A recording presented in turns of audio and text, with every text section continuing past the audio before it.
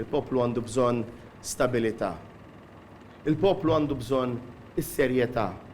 Il-poplu għandu bżonn il-verità.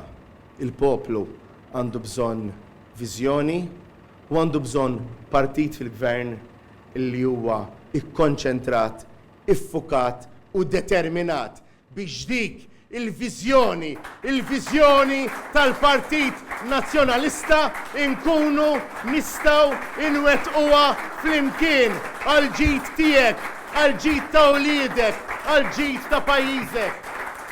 Ek sostna l-kap tal-Partit Nazzjonalista Bernard Gregg meta nħadd filgħodu indirizza attività politika fil-każin tal-Partit Nazzjonalista fin-Naxxar. Bernard Gregg tkellem fuq diversi problemi li qed jaffaċċja pajjiżna fosthom l-għoli tal-ħajja, is-sitwazzjoni fid-dar tal-anzjani ta' Bormla, kif ukoll fuq il-fatt li pajjiżna għandu bżonn mudell ekonomiku ġdid. Dwar id-dar tal-anzjani ta' Bormla, Bernard Gregg qal il-poplu ħaqqu jkun jaf il-verità kollha, bħalma ħaqqu jkun jaf il-verità kollha dwar it-traċedja li ħażet il-ħajja ta' Jan Paul Sofia f'Diċembru li għadda. Il-kap tal-Partit Nazzjonalista saħaq li taħt Gvern Nazzjonalista infetħet skola ġdida kull sena fil-waqt li dejjem investa flus għal-futur fil-lokalitajiet, fl-isptarijiet u aktar, iżda l-Gvern Laburista tal-miljuni lil Vital Stewart li tul is-snin mamlu l-ebda investiment fl-isptarijiet. Fimna u dejjem hemm minna li l-edukazzjoni hija pilastru importanti għal uliedna u għal pajjiżna.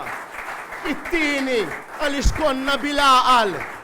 It-tielet għaliex aħna l-flus flok ħaduhom sħabna jew aħna.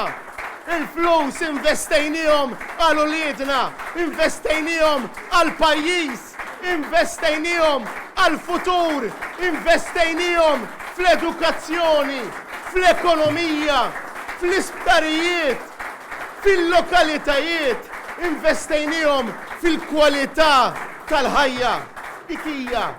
Ikija id-differenza. Il-kap tal-Partit Nazzjonalista sostna li l-qorti ma baxxiċ rasa għal Robert Abela fil-waqt li fis-sentenza li mħallef sostna li d-dil tal-isptarijiet kien fraudolenti u għalhekk Robert Abela qabad jattakka l-qrati ta' pajjiżna. Hawnhekk Bernard Gregg fakkar li l-isptarijiet ingħataw lura lill-poplu Malti u Awċi grazzi għal ħidma tal-Partit Nazzjonalista.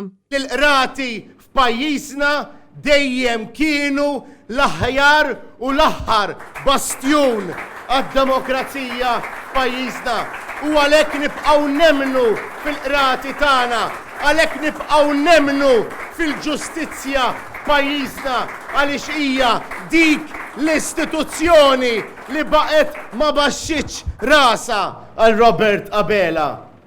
U kif tindunaw li ma baxxitx rasa għal Robert Abela? Għax jaqbad jattakka. Tkellem ukoll fuq il-fatt li pajjiżna għandu bżonn mudell ekonomiku ġdid sabiex ikun hawn opportunitajiet aħjar kif ukoll pagi aħjar sabiex titjib il-kwalità tal-ħajja tal-poplu Malti u Awċi.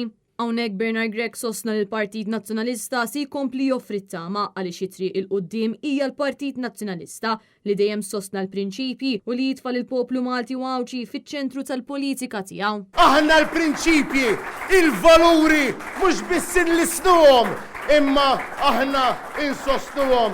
Għalhekk nirringrazzja lil Derin fost oħrajn il-Stanley u l-Rebecca fuq ix-xogħol u l-Ġenis illi sar. Aħna ser nibqgħu naħdmu bħala partit. Aħna konvinti illi s-soluzzjonijiet flimkien nistgħu inkomplu insibuhom, nistgħu inkomplu inwettquhom u flimkien nistgħu nibnu pajjiż aħjar illi jixraqlek. Julia Falzon għal Net News.